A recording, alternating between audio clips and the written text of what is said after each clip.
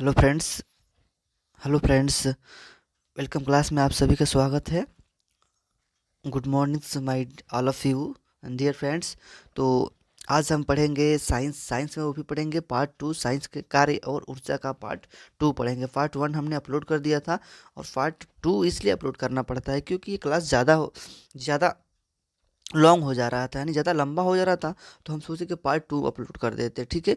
तो आज क्वेश्चन जितना बचा है पॉइंट, उसको क्लियर करने के बाद क्वेश्चन और आंसर करेंगे साथ में, ठीक है। तो इसी के साथ चलते हैं पहला पॉइंट के साथ। क्या कह रहा है पहला पॉइंट? स्थित ऊर्जा। स्थित ऊर्जा कह रहा है किसी वस्तु में संचित ऊर्जा को स्थित ऊर्जा कहते हैं।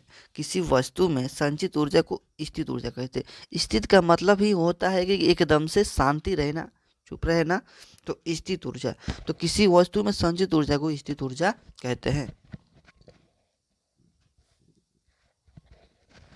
किसी वस्तु में संचित ऊर्जा क्या कहते हैं? स्थित ऊर्जा। जैसे कि एग्जाम्पल कहेंगे, कहिएगा कि एग्जाम्पल जिस तरह कहेंगे, जैसे कि ये कहेंगे कि ये समझिए कि ये एक स्प्रिंग है, ये आपका एक स्प्रिंग है। तो स्प्रिंग बताइए ये संचित है कि नहीं? जब इसको खींचिएगा तब इसमें गति आएगी। क्या आएगी? गति आएगी। अब जैसे कि बांध, डैम होता है, डैम का जो पानी होता है बांध बनाकर रोक देते हैं ना डैम का पानी को। तो इसमें कौन सी ऊर्जा है? संचित है ना। पानी तो एकदम बांध बना के हमने रोक दिया है, तो कौन सी ऊर्जा लग रही है इसमें? संचित ऊर्जा लग रही है। तो ऐसे एग्जाम्पल ऐसे ही करके पूछेगा। तो बोलना जहाँ जिसमें दिखेगा कि संचित है, इसमें कहीं से हलचल नहीं है, गति नहीं है, तो हम कहेंगे ये संचित यानी स्थित ऊर्जा है। अगला पॉइंट है गति ऊर्जा। गति का मतलब ही होता है कि ये गति का मतलब ही होता है इधर उधर करना या गतिमान रहना, ये चलना दौड़ना, ये गति का मतलब होता है। तो चलिए देखते हैं। गतिमान वस्तु में कार्य करने की क्षमता होती है। हो गया ना? जब हम कह रहे थे वही बात वो कह रहा है। गतिमान वस्तु में कार्य करने की क्षमता होती है। वस्तु के गति के कारण उत्पन्न ऊर्जा को गति ऊर्जा कहते हैं। तो ठीक है, तो नहीं समझ में तो फिर से समझते हैं और थोड़ा ध्यान से एक एक पॉइंट करके समझते। ध्यान दीजिएगा। गतिमान वस्तु में, यहाँ तक होगा गतिमान वस्तु में। तो ये गतिमान वस्तु क्या होती है? जैसे कि बॉल है और उसको हम गति में फेंकेंगे तो क्या होगा? गतिमान वस्तु हो जाएगा। कार्य करने की क्षमता होती है। तो चलो अब बोलिएगा बॉल में कैसे कार्य करने की क्षमता होती है? मान लीजिए बॉल फेंकेंगे 2 मीटर तक, उसमें कार्य करने की 2 मीटर क्षमता है ना, क्षमता होती है। तो वस्तु की गति के कारण उत्पन्न ऊर्जा को हम गति ऊर्जा कहते हैं। गति ऊर्जा कहते हैं। जैसे कि अब कहेंगे फुटबॉल, कहीं ऊंची सतह से फुटबॉल को लुढ़काना, इसमें गति ऊर्जा आ जाएगी। क्या हो जाएगी? गति ऊर्जा आ जाएगी। अब देखिए इसमें उसमें ऊर्जा क्या कह रहा है? तो उसमें ऊर्जा एक अन्य रूप है। उसमें ऊर्जा एक अन्य रूप है जिसमें जिसमें एक रूप से दूसरे रूप में परिवर्तन होने की क्षमता होती है।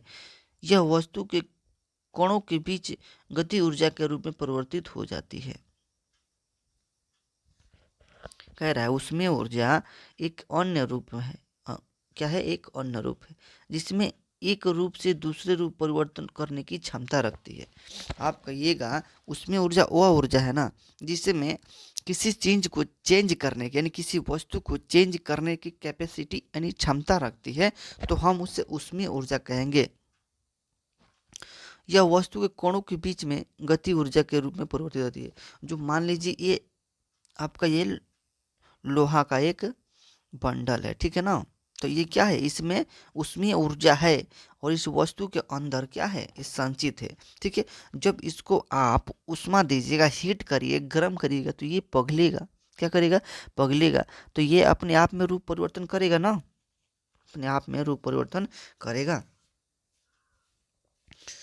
और एग्जाम्पल दे दें, और एग्जाम्पल दे देते हैं। अब पानी समझिए कि अब द्रव है, कि कोई द्रव लिया है इस पतीली में, देखिए कोई द्रव रख देते हैं इस बर्तन में। इस बर्तन में कोई हम द्रव रखते हैं। अब इसमें समझिए कि उसमें ऊर्जा है।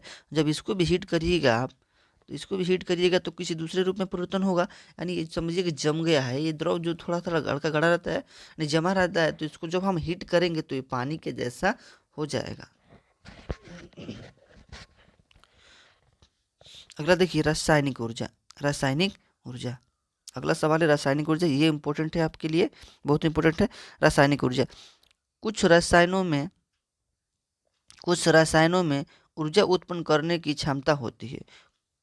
कुछ रसायनों में ऊर्जा उत्पन्न करने की क्या होती है, क्षमता होती है। रासायनिक प्रक्रिया द्वारा उत्पन्न ऊर्जा को रासायनिक ऊर्जा कहते हैं।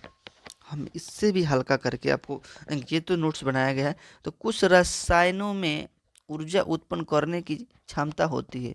रासायनिक प्रक्रिया द्वारा उत्पन्न ऊर्जा को रासायनिक ऊर्जा कहते हैं। तो यहाँ से एग्जाम्पल देखते हैं। देखिए हम अपना भाषा में यानी आम भाषा में समझाते हैं आपको। किसी वस्तु को यदि परिवर्तन कर रहे हैं अगर फिर उसे प्राप्त कर लें, किसी वस्तु को परिवर्तन कर रहे हैं, बदल रहे हैं किसी चीज़ में और फिर उसको सेम टू प्राप्त हो जाए, तो हम वो कहेंगे ये रासायनिक ऊर्जा नहीं है, भौतिक ऊर्जा है। और जब हम इसे प्राप्त नहीं कर सकते, जैसे कि यहाँ एग्जाम्पल देंगे, ये बर्फ का शैली है, ठीक है ना, तो हम इसे पानी के रूप में परिवर्तन कर लेंगे। किस रूप में, पानी के रूप में।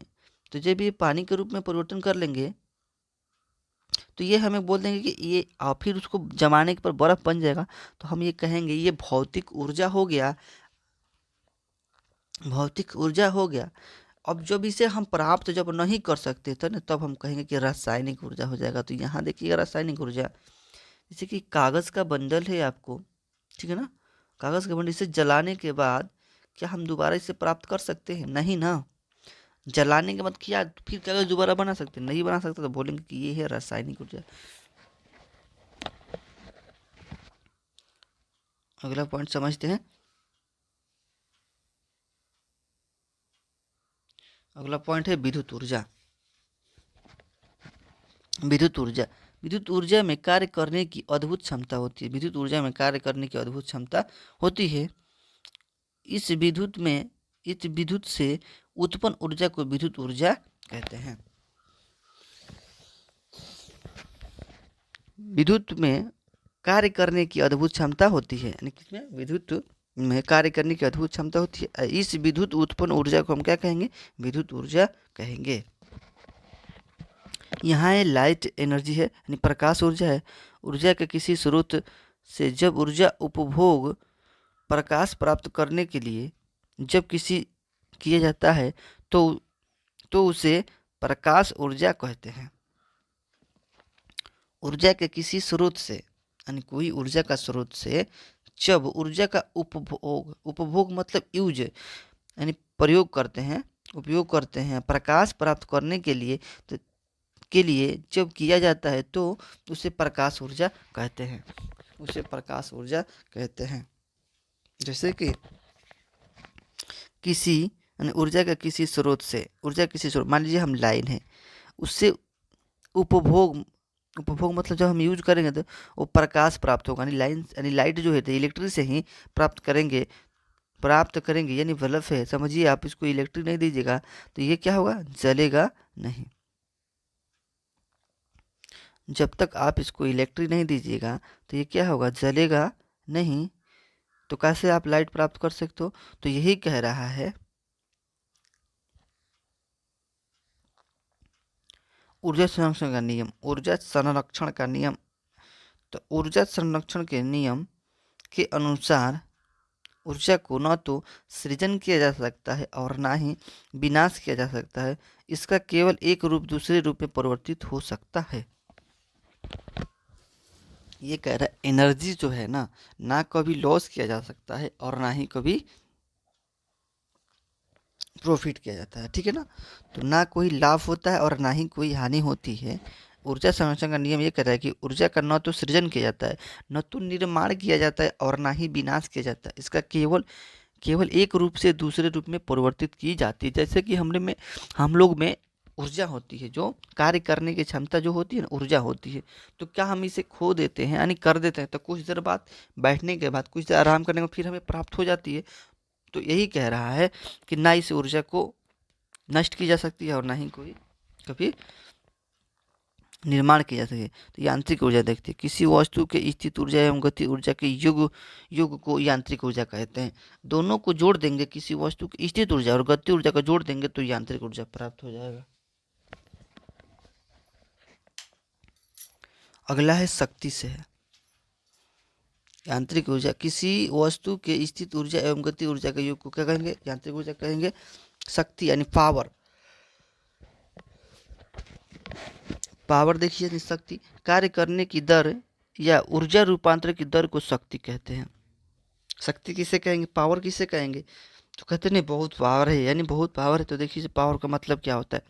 कार्य करने की दर या ऊर्जा रूपांतरण की दर को शक्ति कहते हैं। कार्य करने की दर को या ऊर्जा रूपांतरित करने को। अब कहेंगे कार्य करने की दर मतलब मेरे अंदर इतने कार्य करने की क्षमता है, या ऊर्जा रूपांतरित की दर। शक्ति बराबर क्या होता है? तो कार्य बटा समय होता है। शक्ति बराबर क्या होता है? कार्य बटा समय होता है। इसे पी से सूचित करते हैं। इसे किसे सूचित करते हैं? पी से सूचित करते हैं। जब हम पी लिख देंगे तो समझ जाएंगे ये क्या है? शक्ति है। इसे पी से सूचित किया जाता है। व्यावसायिक ऊर्जा मात्र किलोवाट KWH है, जिसे यूनिट में व्यक्त करते हैं। 1 किलो हावर्स बराबर 36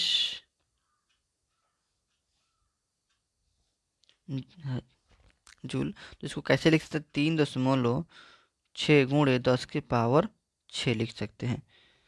गिन लीजिए यहाँ पे कितना, 1 2 3 4 5, यानी ये कितना लेकर हो जाएगा? 6। ये दशमलव लेकर लग गया, इसलिए 10 के पावर 6 करना पड़ रहा है। ठीक है, 5 है लेकिन ये दशमलव के लिए एक 10 जीरो यूज करते हैं। तो 3.6 गुणे 10 के पावर 16,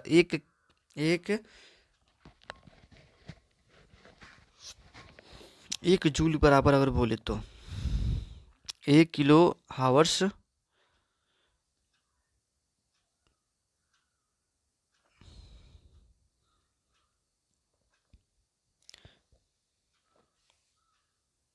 यहाँ देखिए प्रश्न उससे स्टार्ट हो गया आपका। तो देखिए प्रश्न करते हैं, हम कब कहते हैं कि कार्य किया गया है? अगर हम कह देंगे, अगर झूठ थोड़ी ना कहेंगे कि कार्य कोई करेंगे, तो कब कहेंगे कि हम कार्य किए हैं? तो जो कैसे पता लगाया जा सकता है? तो हम कहते हैं कि कार्य किया गया है जब बल के अनुप्रयोग का बिंदु गति करता है। जब हम कहेंगे कार्य किया गया है कब? जब बल के प्रयोग अनुगति करता है। बल का प्रयोग अनुप्रयोग का बिंदु गति करता है। दूसरा पॉइंट है, जब किसी वस्तु पर लगने वाला बल इसके विस्थापन की दिशा में हो तो किए गए कार्य व्यंजक लिखिए। तो किए गए कार्य व्यंजक लिखिए। कार्य बराबर W, कार्य बराबर यानी बल गुणे कार्य बराबर बल गुणे बल की दिशा में चली गई दूरी। चलिए इसमें जो इम्पोर्टेंट है उसी को करा देते हैं। कह रहा है कि बैलों की एक जोड़ी खेत जोतते समय हल पर 14 न्यूटन बल लगाती है। तो जोता गया समय 15 मीटर लंबा है। तो खेत की लंबाई जोतने कितना कार्य किया गया है? तो हम बताएंगे कार्य बराबर कितना होता है? बल गुणे दूरी होता है। बल गुणे दूरी होता है। तो आपको बल कितना दिया है? 140, यानी न्यूटन को ही बल कहते हैं। बल कितना दिया है? 140। दूरी कितना दिया है आपको? दूरी कितना दिया? 15 दिया है। तो इसको हम गुणा कर देंगे तो कितना निकल जाएगा आपका?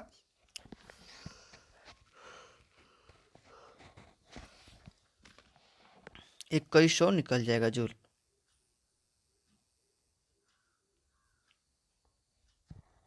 किसी वस्तु की गति ऊर्जा क्या होती है?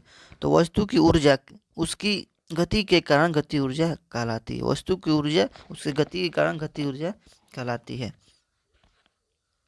किसी वस्तु की गति ऊर्जा के लिए व्यंजक लिखिए। गति की ऊर्जा के लिए व्यंजक यानी सूत्र लिखते हैं। व्यंजक बोलता है आप किताब में, तब कहिएगा गति ऊर्जा बराबर 1/2 mv का स्क्वायर। 1/2 mv का स्क्वायर, जहाँ m क्या होगा? वस्तु का द्रव्यमान होगा, जहाँ v क्या? वस्तु का वेग होगा। m द्रव्यमान और वस्तु का वेग होगा। शक्ति क्या है, तो अभी बताए थे शक्ति किसे कहते हैं, यानी पावर, शक्ति, प्रति इकाई समय में किया गया कार्य को हम शक्ति कहते हैं।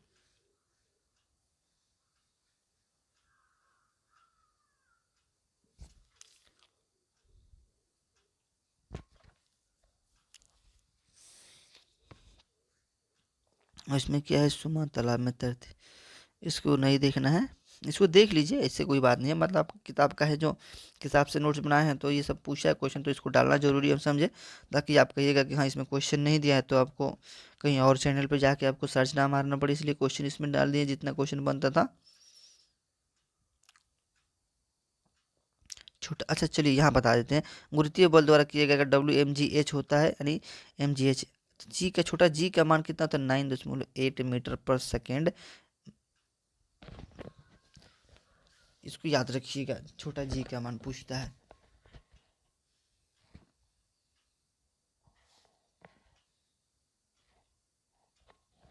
जो जो इसको देख लीजिए, इसको रोल कर रहे हैं।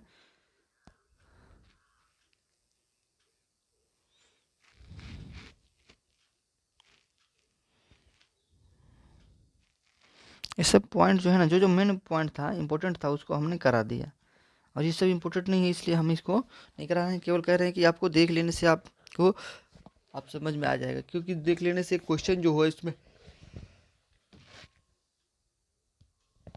देखते हैं एनसीईआरटी में कितना बड़ा बड़ा करके चैप्टर देता है, तो इसमें पॉइंट जो बनता है वही पॉइंट इसमें तैयार किया गया है, बाकी ज़्यादा लिखने से क्या फ़ायदा है इसमें।